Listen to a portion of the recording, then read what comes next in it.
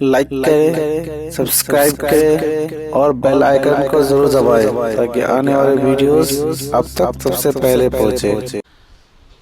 آج آپ دیکھتے ہیں کہ جمعہ کے خطاب میں، اجتماعات میں، جلسوں میں، کانفرنس میں امت مسلمہ کو یہ بتایا جاتا ہے کہ نگاہوں کی حفاظت کرو، کانوں کی حفاظت کرو، زبان کی حفاظت کرو، پیروں پر چل کر گناہوں کے اڈوں پہ نہ جاؤ، ہاتھوں سے ظلم و زیادتی نہ کرو۔ یہ ساری چیزیں بتائی جاتی ہیں، لیکن دیکھتے ہیں کہ مسجد میں نماز پڑھ کر کے بندہ باہر نکلتے ہی اللہ رحم و کرم فرمائے بہت ساروں کی نگاہیں آوارہ ہو جاتی ہیں، تھوڑی دیر بھی نگاہ کی وہ حفاظت نہیں کر پاتا، اور دنوں رات انسان سے کتنے گناہ ہوتے ہیں وہ ہر کوئی بندہ اپنے اعمال کے بارے میں خود سے زیادہ کوئی دوسرا اس کا رب کے علاوہ جاننے والا نہیں۔ یہ مسلمانوں کی پستی، یہ دلوں کی بے قراری، یہ طبیعت کی بے چینی، یہ ساری چیزیں اس لیے ہیں کہ ہمارا دل گندا ہے۔ ہاتھ اگر گناہ کی طرف بڑھ رہا ہے تو دل کے خراب ہونے کی وجہ سے، آنکھیں گناہ کو دیکھ رہی ہیں دل کے خراب ہونے کی وجہ سے، قدم گناہ کی طرف بڑھ رہے ہیں دل کے خراب ہونے کی وجہ سے، زبان سے گانے، گالیاں، غزلیں اور غیبت، جھوٹ، یہ ساری چیزیں سرزد ہو رہی ہیں دل کے خراب ہونے کی وجہ سے۔ اگر پورا وجود گناہ کی طرف بڑھ رہا ہے تو دل کے خراب ہونے کی وجہ سے، اس لیے کہ آقا کریم رؤوف الرحیم علیہ التحیۃ والتسلیم نے ارشاد فرمایا، الا آگاہ ہو جاؤ، ان فی الجسد مدغۃ، بے شک جسم میں ایک گوشت کا ٹکڑا ہے، اگر وہ درست رہا تو پورا جسم درست رہے گا، اور اگر وہ بگڑ گیا تو پورا وجود بگڑ جائے گا۔ آگاہ ہو جاؤ، وہ دل ہے، وہ دل ہے، وہ دل ہے۔ اگر آنکھ کوئی غلط کام کر رہی ہے تو سمجھ لینا دل خراب ہو چکا ہے، فتویٰ لینے کی ضرورت نہیں ہے کسی سے۔ ہاتھ اگر گناہ کی طرف بڑھ رہا ہے تو سمجھ لینا یہ دل خراب ہو گیا ہے، اس لیے کہ دل چاہتا ہے، ہاتھ حرکت میں آتا ہے، دل چاہتا ہے، آنکھ بھٹک جاتی ہے، دل چاہتا ہے، قدم گناہ کی طرف بڑھتے ہیں، دل چاہتا ہے، زبان پھسل جاتی ہے، دل چاہتا ہے، کان مغلظات یا گانے سننے کے لیے آمادہ ہو جاتے ہیں۔ تو سارا معاملہ جو ہے وہ دل کا ہے۔ میرے پیارے آقا صلی اللہ تعالی علیہ وسلم کے پیارے دیوانوں،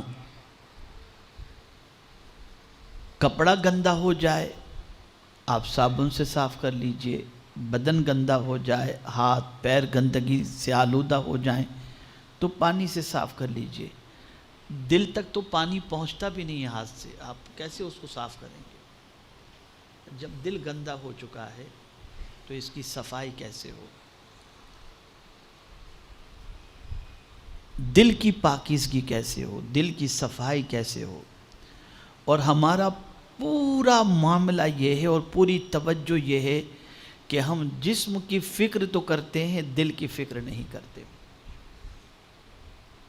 دل کو سنوارو، اس لیے کہ قرآن نے کہا قد افلح من تزکا، مراد کو وہ پہنچا جس نے ستھرائی حاصل کی یا جو ستھرا ہوا۔ بغیر دل کی صفائی کے انسان مراد کو نہیں پہنچ سکتا۔ اب آپ ہم سب یہ جانتے ہیں کہ ہمارا دل گندا ہو چکا ہے،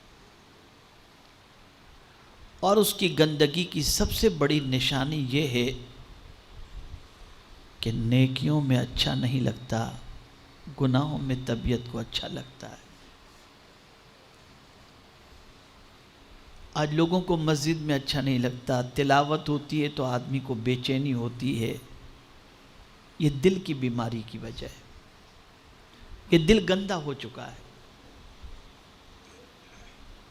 تو اب یہ دل کو کیسے سنوارا جائے؟ تو چونکہ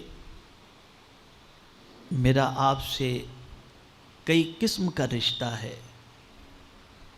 تو میری پہلی ذمہ داری یہ بنتی ہے کہ ہم سب مل کر اپنے قلب کی اصلاح کی فکر کریں، تاکہ ہمارا دل صاف ستھرا ہو جائے تو انشاءاللہ العظیم ہمارا وجود بھی سلامت رہے گا، اور دل کے صاف ستھرے ہونے کی وجہ سے اللہ رب العزت کامیابی اور کامرانی بھی عطا فرمائے گا۔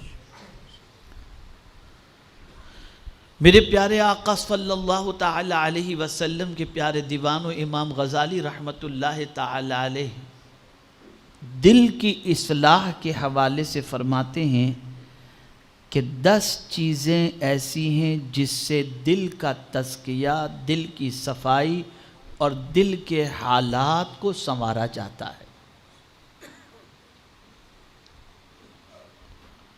اس میں سے پہلی چیز امام غزالی رحمۃ اللہ تعالی علیہ نے فرمایا توبہ۔ اس لیے کہ آپ دیکھیں کہ اگر کوئی پلیٹ گندی ہے اور اس میں آپ کو لا کر کے کوئی بریانی پیش کرے تو آپ کی طبیعت خراب ہو جائے گی۔ بریانی تو اچھی تھی، لیکن برتن خراب ہو تو طبیعت خراب ہو جائے گی۔ لیکن اگر برتن صاف ستھرا ہے تو اس میں کوئی دال لا کر کے بھی کھلائے گا تو طبیعت خراب نہیں ہوگی۔ برتن صاف کرو۔ تو دل ایک برتن ہے۔ یہاں تک کہ اولیاء کرام کے دل کے حوالے سے فرمایا گیا وہ اللہ عز و جل کے پیالے ہیں، اور اللہ اپنا جام توحید اللہ کے ولیوں کے دل سے پلایا کرتا ہے۔ یعنی اللہ کے ولیوں کے دل ایسے ہیں کہ جو ان کے قریب ہوتا ہے اسے جام محبت الہی نصیب ہو جایا کرتا ہے۔ پیالہ بتایا گیا اولیاء کے دل کو۔ تو ہم سب کا دل گندا ہے، سب کا دل الا ماشاءاللہ ایک دم پرا گندا۔ اگر جھانک کر دیکھیں گے تو دل میں سوائے گندگی کے اور کوئی چیز نظر نہیں آئے گی۔ اب میں ان گندگیوں کا تذکرہ کرنے جاؤں تو اس میں وقت نکل جائے گا، لیکن آج دل کی صفائی کے حوالے سے کچھ ضروری باتیں آپ کے گوش گزار کر دوں، تاکہ آج کی نشست میں احوال قلب کی اصلاح کا پہلا دستور آپ سیکھ کر کے یہاں سے اٹھیں انشاءاللہ العزیز۔ توبہ، اس کے حوالے سے فرمایا گیا دل کے احوال کو سنوارنے کے لیے، دل کے حالات کو سنوارنے کے لیے، دل کے گناہوں کو، دل کے دھبوں کو مٹانے کے لیے پہلا کام یہ ہے کہ بندہ توبہ کرے۔ اب توبہ ہے کیا؟ کیا اس طرح سے کان پکڑ لینا توبہ ہے، گال پہ 2 تماچا مارنا توبہ ہے؟ آج میں آپ کو توبہ کا ایک نیا مفہوم سمجھاتا ہوں، اور میں یقین کے ساتھ انشاءاللہ کہتا ہوں اور یقین رکھتا ہوں کہ انشاءاللہ اس چیز کو سمجھنے کے بعد اپنے دل کے گندے ہونے کا احساس اور اس کا علاج بھی انشاءاللہ سمجھ میں آئے گا۔ توبہ کا کیا معنی ہے؟ توبہ اس معنی کا نام ہے جو 3 چیزوں سے عبارت ہے: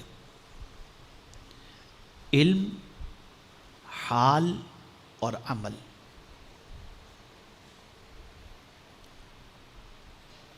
توبہ 3 چیزوں سے عبارت ہے: علم، حال اور عمل. علم، گناہوں کے نقصانات کا ہمیں علم ہونا چاہیے. بھئی آپ دیکھیں نا، کورونا کی وجہ سے آدمی کیا کرتا ہے؟ یہی تو کہہ رہا تھا پتہ نہیں کس گناہ کی سزا ہے، بندہ توبہ کی طرف بڑھا. گھر میں کوئی بیمار ہوا، پتہ نہیں کس گناہ کی سزا ہے. بچی کے ساتھ کوئی معاملہ پیش آیا، پتہ نہیں کس گناہ کی سزا ہے. روزی میں تنگی ہوئی، بندہ فوراً احساس میں آتا ہے کہ کس گناہ کی سزا ہے. بیمار ہوا، پتہ نہیں کس گناہ کی سزا. ایکسیڈنٹ ہوا، پتہ نہیں کس گناہ کی سزا ہے. مال میں خسارہ ہوا، پتہ نہیں کس گناہ کی سزا ہے. بچہ ہاتھوں سے نکل گیا، غلط راستے پہ چلا گیا، باپ کہتا ہے پتہ نہیں کس گناہ کی سزا ہے. یہ علم ہے نا. اس علم نے گناہوں کے نقصانات کا احساس دلایا کہ نقصان کا علم جیسے ہی ہوا، اسی کے ساتھ ہمیں گناہ کا علم بھی ہو گیا. جیسے ہی نقصان ہمارے سامنے آیا، ہمیں گناہ کا علم آ گیا کہ یہ نقصان گناہ کی وجہ سے ہوگا. لیکن ایک بات خاص طور پر بتاؤں، وہ علم جو ہم نقصانات کے ذریعے حاصل کرتے ہیں اور نقصانات کے بعد ہم کہتے ہیں کہ یہ گناہ کی سزا کے طور پر ہے، یہ نقصان تو کچھ بھی نہیں ہے. مال کا نقصان کچھ بھی نہیں ہے، اولاد کے سلسلے میں نقصان کچھ بھی نہیں ہے، طبیعت کے سلسلے میں نقصان کچھ بھی نہیں ہے. یہ کوئی بڑا نقصان نہیں ہے. صوفیاء کرام فرماتے ہیں کہ سب سے بڑا نقصان یہ ہے کہ جب کوئی بندہ گناہ کرتا ہے تو اللہ اور اس بندے کے درمیان حجاب آ جاتا ہے، پھر ایک پردہ آ جاتا ہے. اب اس پردے کی وجہ سے نہ اسے خدا کے احکام پر عمل کرنے کا جی چاہتا ہے، نہ اللہ کے احکام پر عمل کرنے کے اندر طبیعت لگتی ہے، نہ اللہ کے احکام پر عمل کرنے میں سکون ملتا ہے. ایک حجاب آ گیا اس کے اور رب کے درمیان. پتہ چلا کہ حضرت عبداللہ ابن مبارک رضی اللہ تعالیٰ عنہ کے اس قول سے بھی اس کو آپ سمجھ سکتے ہیں. حضرت عبداللہ ابن مبارک رضی اللہ تعالیٰ عنہ فرماتے ہیں میرے بدن میں سستی، رزق میں تنگی اور عبادت کے اندر سستی جب پیدا ہوتی ہے تو میں سمجھ جاتا ہوں کہ میری زبان سے اللہ کا کوئی ناپسندیدہ جملہ نکلا ہے جس کی وجہ سے میں اس پریشانی کا شکار ہو چکا ہوں.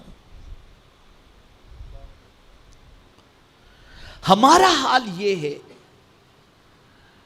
کہ مال کے نقصان سے ہمیں یہ احساس تو ہوتا ہے کہ کوئی گناہ ہے، اولاد کے نقصان سے یہ احساس ہوتا ہے کہ کوئی گناہ ہے، لیکن ہمیں اس چیز کا احساس اپنے اندر پیدا کرنے کا جذبہ پیدا نہیں ہوتا کہ ہمارے اور رب کے درمیان جو حجابات آ چکے ہیں کہ اب نہ ہمارے دل میں کوئی رب کو پانے کی تڑپ ہے، نہ اس کی اطاعت کی تڑپ ہے، نہ اس کی بندگی کی تڑپ ہے، نہ سجدے کی تڑپ ہے، نہ ذکر کی تڑپ ہے.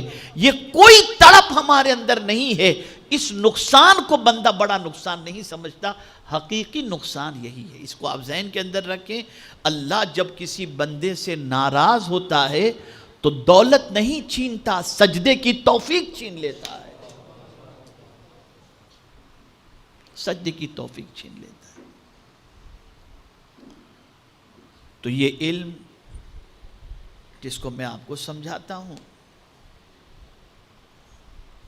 تو آپ کو اور مضمون سے قریب ہونے کا موقع ملے گا. حضرت رابعہ عدویہ رضی اللہ تعالی عنہا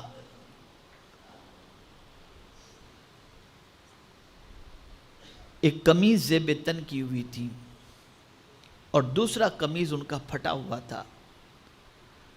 تو چاندنی رات کے اندر چھت پر بیٹھ کر کے وہ قمیض سی رہی تھی. اچانک بادشاہ کی سواری وہاں سے گزری اور مشعل ان کے ہاتھ میں تھی، ان کے خدام کے.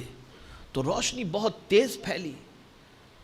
تو حضرت رابعہ کے دل میں خیال پیدا ہوا کہ اس روشنی سے میں جلدی جلدی جو ہے اپنا قمیص سی لوں، اس لیے کہ قافلہ گزر جائے گا تو اس کے بعد روشنی بھی چلی جائے گی تو مجھے سلنے میں وقت لگ جائے گا۔ اس روشنی سے فائدہ اٹھا کر انہوں نے قمیص سی لیا۔ پھر اس کے بعد اس قمیص کو پہن کر انہوں نے نماز پڑھی تو نماز میں لذت نہیں ملی، مزہ نہیں آیا نماز کے اندر۔ نمازوں کو بار بار دہرا رہی اور کہہ رہی پتہ نہیں کیا بات ہے، قمیص وہی ہے جسے اکثر میں پہنا کرتی تھی، لیکن آج نماز میں مجھے وہ لذت کیوں نہیں مل رہی۔ انہوں نے اس کے بعد جو ہے وہ قمیص چینج کی اور دوسرا قمیص جیسے ہی انہوں نے پہنا تو نماز میں ملنے والی پہلے والی لذت وہ لوٹ آئی۔ اس کے بعد حضرت رابعہ گردن جھکا کر اپنے کریم سے عرض کرتی ہیں میرے مولا اس قمیض میں ایسی کیا کمی تھی جس کی وجہ سے تو نے عبادت کی لذت چھین لی؟ جواب آتا ہے میری بندی کیا تو نے بادشاہ کے خدام سے مشعل کی روشنی لینے کی اجازت لی تھی؟ بغیر اس کی اجازت کے تو نے اس روشنی سے فائدہ اٹھایا تو ہم نے تیرے سینے سے عبادت کی لذت کو چھین لیا۔ تو انہیں احساس ہوتا تھا ہم تو ایک فرض سے سبکدوش ہونے کے لیے نماز پڑھتے ہیں، لذت حاصل کرنے کے لیے نہیں پڑھتے، قرب خدا کی دولت سے مالا مال ہونے کے لیے نہیں پڑھتے، گناہوں سے بچنے اور نماز اس طرح سے پڑھیں کہ اس کی وجہ سے گناہوں سے بچیں، اس غرض سے نماز ہی نہیں پڑھتے۔ ہم تو بس آئے وضو کے جلدی سے سر پہ رکھے اللہ اکبر بس چل دیے، جیسے آئے تھے ویسے چلے گئے، بس ایک فرض ہم نے سر سے اتار دیا۔ اللہ والوں کا معاملہ یہ ہوتا کہ انہیں فوراً پتہ چل جاتا، حجاب آ جاتا فوراً، اور اسی حجاب کی بنیاد پر وہ پھر کفارے کے اندر آپ کو معلوم ہے کتنی کتنی رکعتیں پڑھا کرتے تھے، صرف ایک اتنے سے داغ کی وجہ سے اس داغ کو دھونے کے لیے کئی کئی رکعتیں پڑھتے تھے، اس لیے کہ وہ جانتے تھے کہ اس داغ کو دھونے کا سوائے اس کے اور کیا طریقہ ہوگا، کہ قرآن کہتا ان الحسنات یذہبن السیئات، بے شک نیکیاں گناہوں کو مٹا دیتی ہیں۔